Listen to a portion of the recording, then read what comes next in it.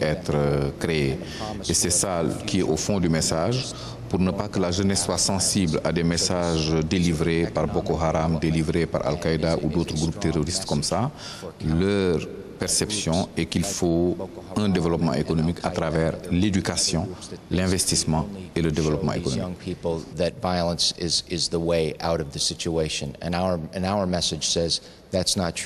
It's education and jobs and having hope for a better future. Autre aspect de l'actualité nationale, le lancement officiel du 3e programme indicatif de coopération entre le Sénégal et le Grand-Duché de Luxembourg.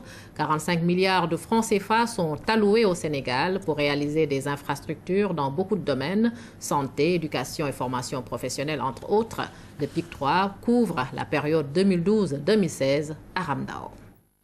Les maîtres mots de ce programme, construction, réhabilitation, extension, équipement, les domaines ciblés, ceux convenus comme prioritaires, santé de base, enseignement technique, formation professionnelle, décentralisation et éducation citoyenne. En tout, 45 milliards de francs CFA pour réaliser le programme. Et c'est le Grand-Duché de Luxembourg qui finance. Ça fait 20 ans que le Sénégal est un partenaire privilégié de notre coopération. C'est le 3e programme indicatif de coopération. Donc le Sénégal est pour nous un partenaire très important et un partenaire avec lequel nous voulons faire un saut qualitatif.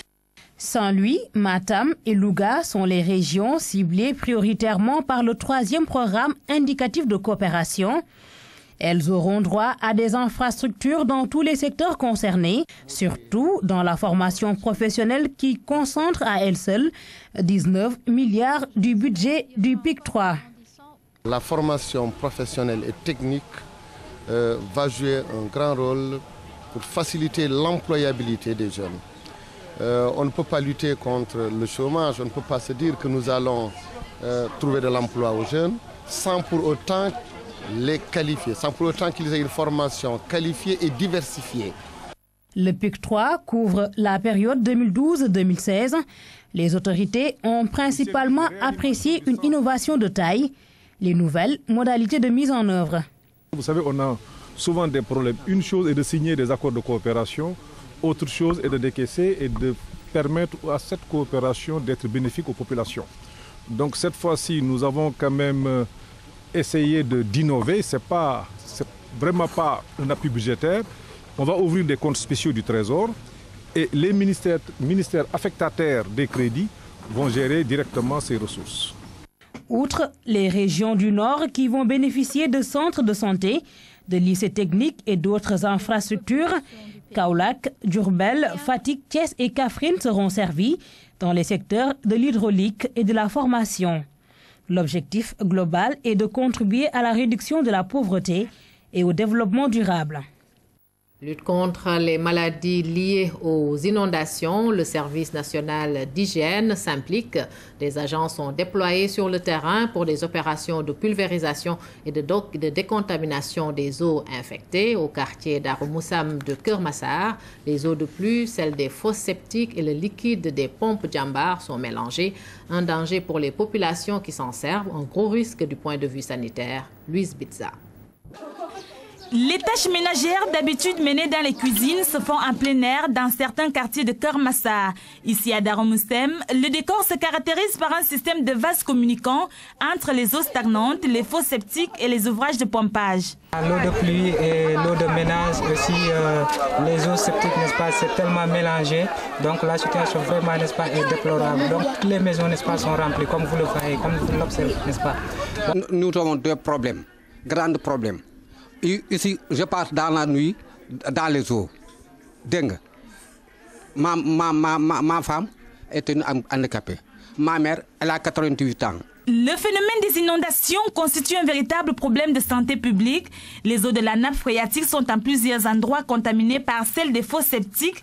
En utilisant les pompes Djambar, de plus en plus répandues pour accéder à la natte, les populations s'exposent aux agents infectieux contenus dans cette eau qu'elles boivent. C'est des eaux qui sont vraiment contaminées et il faut que les gens le sachent parce que même extraire de l'eau qui est là tout clair, qui n'a pas pratiquement d'impureté à l'œil nu, souvent il y a des germes que l'on ne peut pas voir à l'œil nu. Donc là, si on boit cette eau, on s'expose au risque de contracter une maladie gastro-intestinale. Il y a aussi le risque de transmission par la main.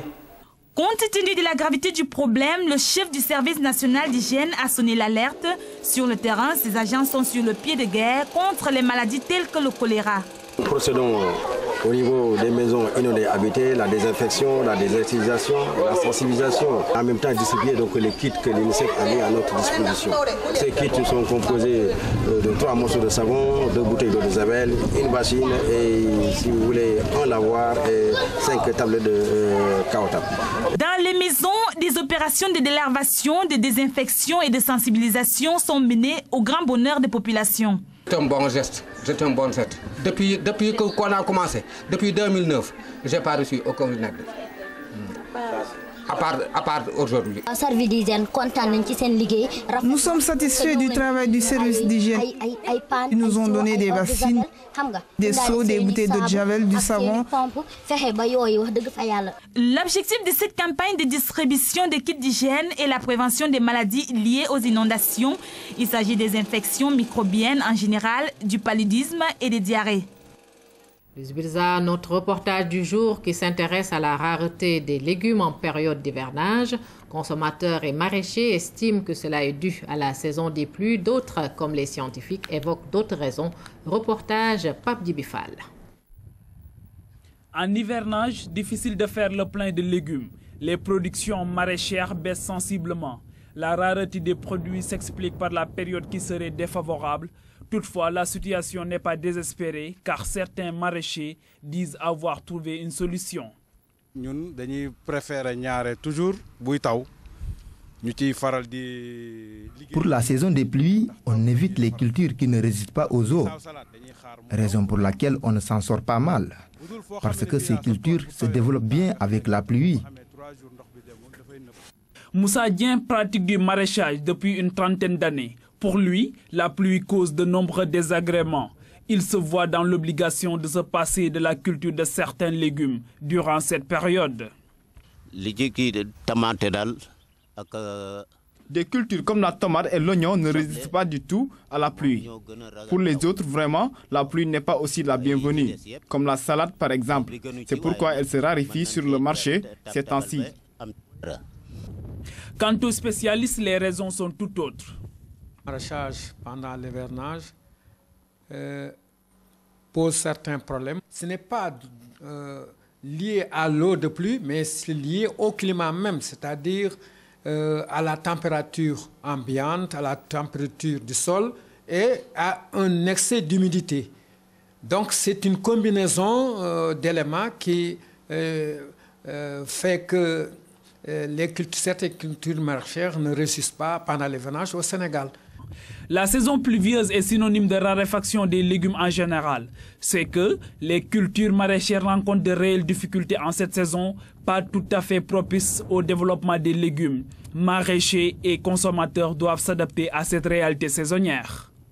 Agence nationale d'assistance à la sécurité de proximité, le processus de recrutement est lancé il y a 4 jours, le 7 septembre 2013, avec le dépôt des dossiers de candidature. Le directeur général de l'agence assure que tout va se dérouler dans les règles de l'art. Maître Pape Halignon est l'invité de l'émission hebdomadaire Le Point, morceau choisi de l'entretien.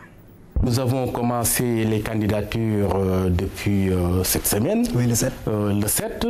Le dépôt de dossiers se font dans les préfectures et dans les sous-préfectures pour montrer la transparence parfaite. C'est gratuit ou c'est payant? Non, c'est gratuit. Les dossiers sont gratuits, donc on ne demande rien. Sauf les dossiers, on ne paye rien, comme les dossiers, sauf les dossiers à déposer. S'il y a des critères de diplôme, par exemple, d'âge, non? Non, critères de diplôme. Si, il y a des critères. Je pense qu'il faut avoir le COP, oui. Donc il faut avoir 24 ans, oui. Parce que aussi le service militaire, c'est un acte citoyen afin de permettre les gens. Une demande manuscrite, oui. Copie nationale d'identité légalisée, certificat de bonne vie et mort, casier judiciaire, oui. Certificat d'études, certificat de résidence, oui. Être âgé entre 24 et 40 ans. Mais en revanche, il y a des dossiers facultatifs, notamment le certificat de bonne conduite militaire, le permis de conduire, formation en arts martiaux, autres diplômes, expérience dans le domaine de la sécurité. Mais est-ce que dans tout ça, vous avez fait quand même place à une certaine frange particulière, notamment les handicapés? Oui, bien sûr, parce que je pense que le projet aussi est inspiré par l'égalité des chances, parce que le président y tient, d'autant plus que les handicapés auront une place compte tenu de leur handicap. On va voir à quel cadre on pourra les utiliser. Vous pourrez suivre l'intégralité de l'émission à la fin de ce journal. Le Point passe en revue ce soir les contours de cette nouvelle agence. C'est avec Ousmane Ngarifay. Passation de service au ministère de l'Aménagement du Territoire et des Collectivités locales. Madame le ministre Aram Ndoye a passé le témoin à Maître Omar Youm devant les élus locaux. Madame le ministre a salué ses collaborateurs et a suggéré à son successeur de poursuivre les actions déjà menées, à savoir l'acte 3 de la décentralisation, une vision chère au chef de l'État. Quant au ministre Omar Youm, il a pris note des enjeux et défis du secteur qui lui est confié. Selon lui, il ne ménagera aucun effort pour atteindre les objectifs du président de la République dans ce domaine. Le ministre de la Jeunesse, de l'Emploi et de la Promotion des valeurs civiques est allé à la rencontre de la caravane découverte Solidarité qui sillonne la Casamance.